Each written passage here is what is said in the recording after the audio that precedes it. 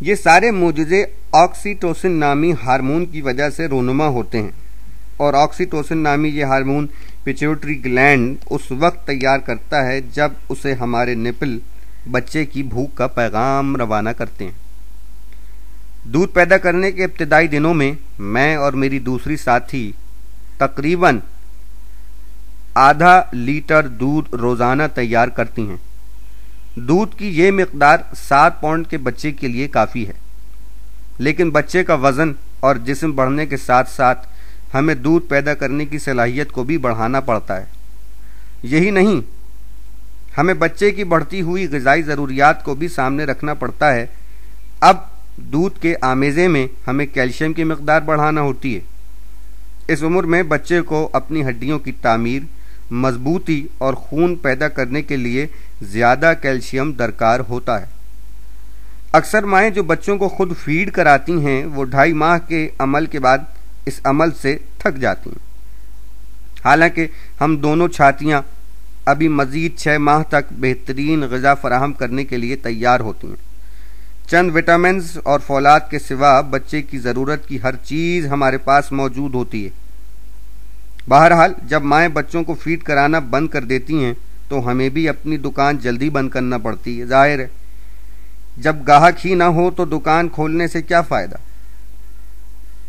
وہی میں اور میری ساتھی اپنی اصلی حالت میں واپس آ جاتی ہیں۔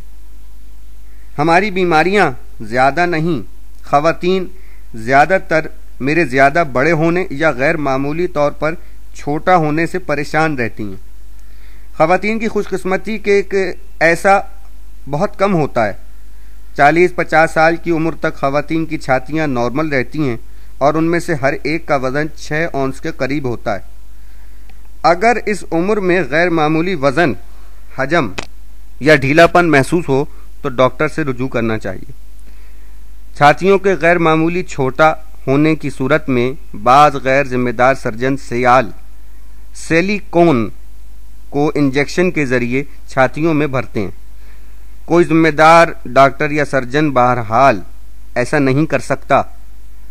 چھاتیوں کے غیر معمولی طور پر بڑا ہونے کی صورت میں انہیں کم کرنے کے لیے ایک مشکل آپریشن کی ضرورت پڑتی ہے۔ آپریشن کے ذریعے یہاں موجود اضافی چربی نکال دی جاتی ہے۔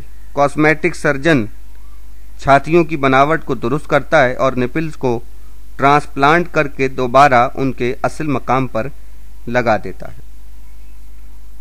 میرے لیے سب سے بڑا خطرہ کینسر ہے۔ مجھ میں کینسر کی بیماری پیدا ہونے کے امکانات جسم کے دوسرے حصوں سے کہیں زیادہ ہوتے ہیں۔ کینسر سے مرنے والی خواتین کی زیادہ تعداد چھاتی کے سرطان ہی کا شکار ہوتی ہے۔ خوش قسمتی یہ ہے کہ اس کینسر سے بچاؤ مشکل نہیں۔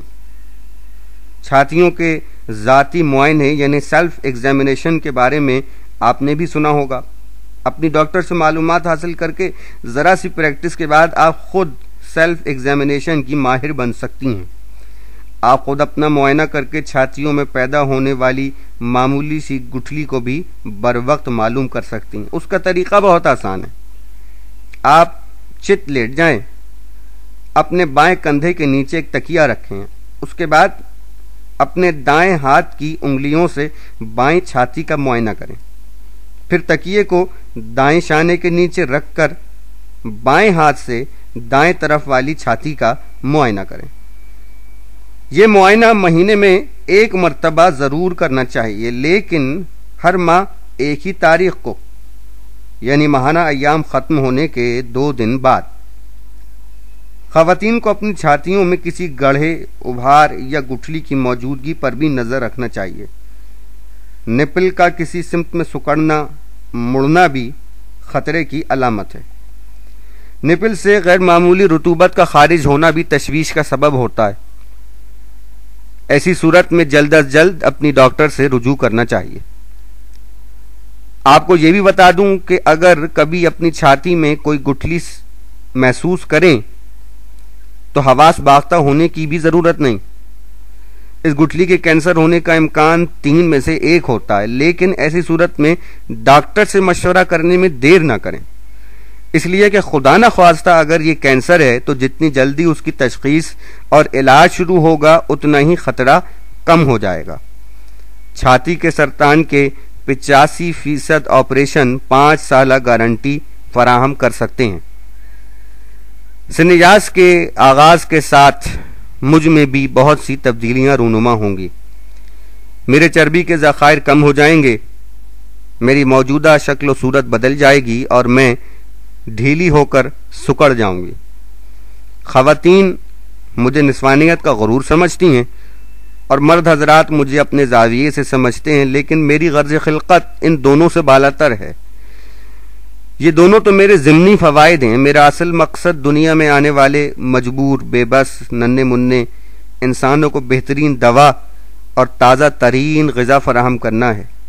اسی لیے جب ننھے منھے مہمان کی آمد رک جاتی ہے تو میں بھی اپنا کام بند کر دیتی ہوں۔